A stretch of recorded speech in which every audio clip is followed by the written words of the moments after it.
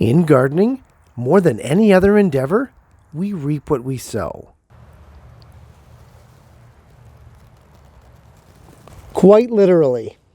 Sometimes it feels like a lot of effort, and getting to that harvest can be a challenge. And other times, like with these radishes here, the final product is ready before you are. Hi, I'm Jeff from the Ripe Tomato Farms, and welcome back to the Worldwide Community Garden Bed, Phase 2. A little over 2 months ago, I put out the word that I was dedicating an entire 8-foot garden bed to growing a crop of the community's choosing. Basically, you guys pick the crop, and I supply the space, plants, and all the work. And although the list of choices was vast and varied, the majority of you guys chose Brussels sprouts. The response was great, more than I ever thought possible. So I upped the game, and I upped the game for 2 reasons. 1, because I knew the bed could house more than 1 crop. And 2, I also knew that this was the exact wrong time of year to plant Brussels sprouts. And even now, 2 months later, it still is.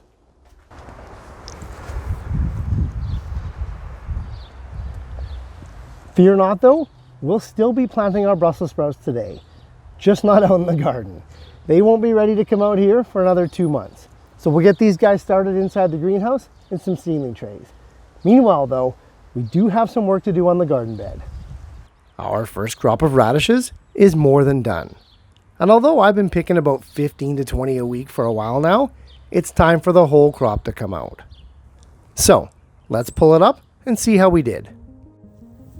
Although radishes are considered a root crop, they grow right at the soil surface, much like onions do. So not only can you easily see when they're ready to pick, they can be harvested as needed as a method of thinning. And that's worked great up until now, but with the increased sun and warmth, these 2 rows of radishes have just gotten too big. It's time to harvest the whole batch. I grew 3 different varieties in this bed, all interplanted together, no problem. Radishes harvest quickly, but even still, I do try to take my time somewhat to protect that top layer of soil from unnecessary damage or disturbance. Even though we're mostly after that bulbous taproot, the leaves of radishes are also edible. I like them when they're younger and much sweeter, however, so I probably won't be dining on the foliage at this point. All picked. Now, I didn't weigh the bounty, but all in all, I harvested the equivalent of 26 bunches of radishes just from this bed. At $5 a bunch at the grocery store, that's well over $100 worth of radishes utilizing just half an 8-foot bed in 2 months. Hey, not a bad haul for what we just consider a secondary crop. Now, at the same time that we started the radishes, we planted some peas in the background. How are those guys doing? Let's check on them.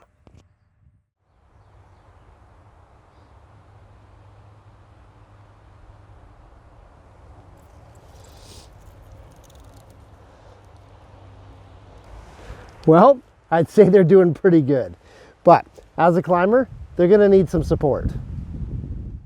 We've got a couple more things to accomplish today, but this is priority number 1. These peas are really trying to climb to reach more light and more air. So to maximize the crop, we need to provide them with the right space. In my climate, any sort of wood framework gets all warped and twisted within a single season. So I think we have to go metal. But for that, I need to make a trip to the store. Steel T-posts are just what the doctor ordered. The 8-foot ones are less than $10, and they should work perfectly.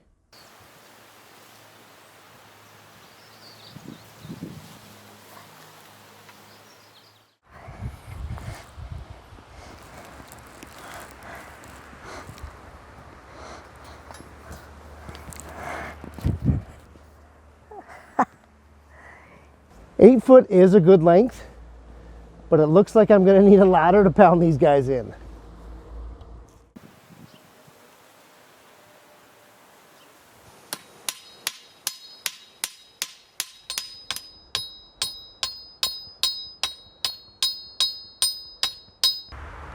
Yeah, They seem pretty solid.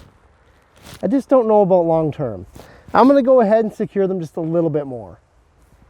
And for that, I'm just going to use some universal steel strapping. Peas aren't heavy by any means, but who knows what's going to go into this space in the future. I'd rather have the trellis system over-secured now rather than dealing with it falling down later.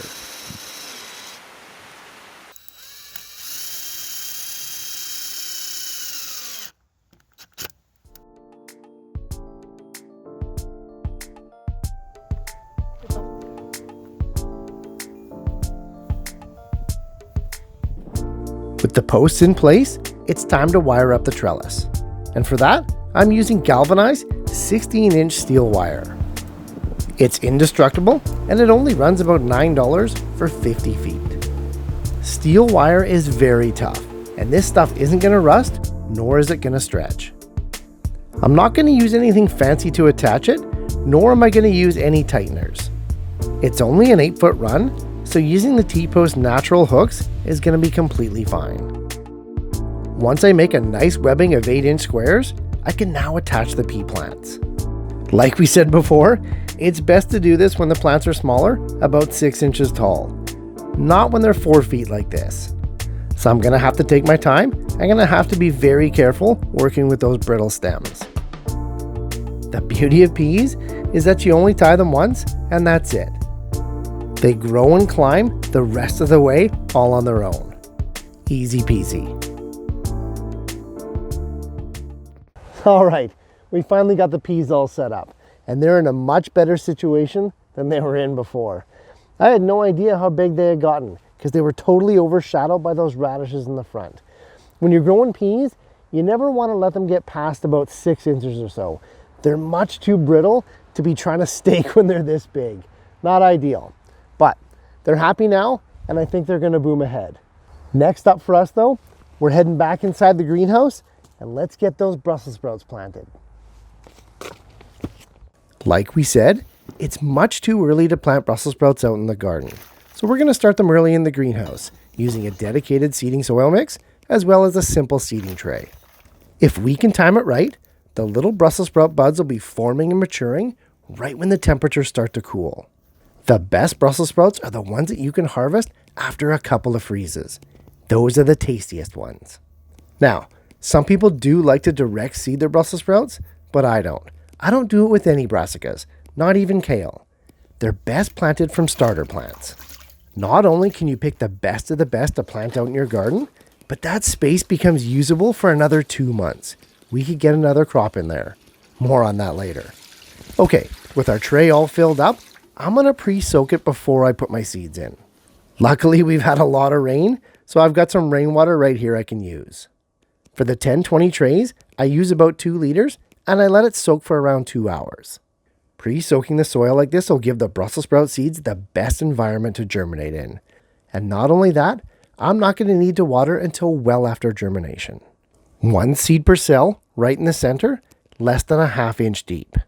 Cover those holes back up, cover the whole tray with a dome, and these guys should sprout in about a week. All right, so the Brussels sprouts are going to do their thing in the greenhouse for a month or more. Good stuff. But in the meantime, we have another issue. We have a half-empty bed. Not only is that a complete waste of space, we can't leave this soil bare over the summer. Anyone that knows me knows that bare soil is a no-no. Yes, we could just cover this with mulch, but 2 months is a long time. We could grow a lot of things. And actually, originally we planned to plant some spinach in here. And that'd be great, but I have a better idea. A few weeks ago, I overwatered this tray of zucchinis here and this tray of cherry tomatoes, nearly killing all 36 plants in the process. This wasn't an oversight, I meant to do it. I overwatered these plants for the purpose of making a video on overwatering. And although the plants suffered and were severely set back, they actually didn't all die, which is good news for us. I thought it'd be great to salvage these plants and give them a new lease on life. If they do come back from the brink, 2 months is plenty of time for a harvest. And if not, well, it'll be a good experiment to test the limits of what these plants can and can't endure. Either way, this is happening, so let's get planting.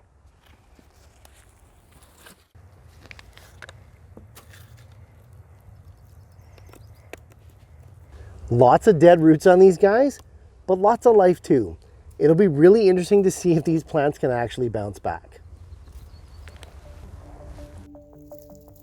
No question that both these tomatoes and zucchinis are well started. The issue is they're also severely stunted by that overwatering experiment.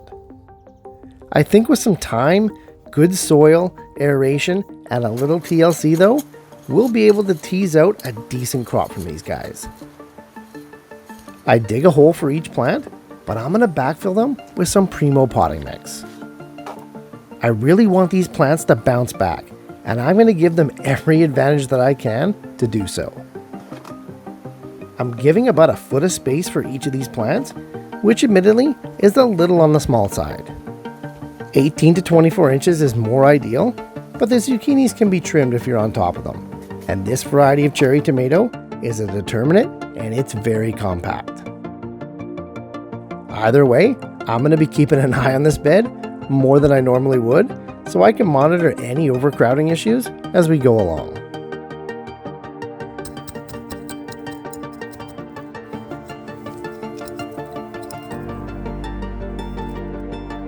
Also, zucchini plants tend to focus their growth in one direction. So by planting them at the edge of the bed here and having them grow outward, we can buy ourselves a bunch of free real estate. As with any new plantings, we want to water as soon as possible to prevent transplant shock. Even still, I'm going to go ahead and mulch first. It just works so much better in this order, as freshly planted soil is so hard to overhead water without blasting it everywhere. Get that mulch in, and watering's going to be a breeze. I carefully water each transplant thoroughly and methodically. Really give them a good soaking so that they can start actively growing and taking advantage of their new home.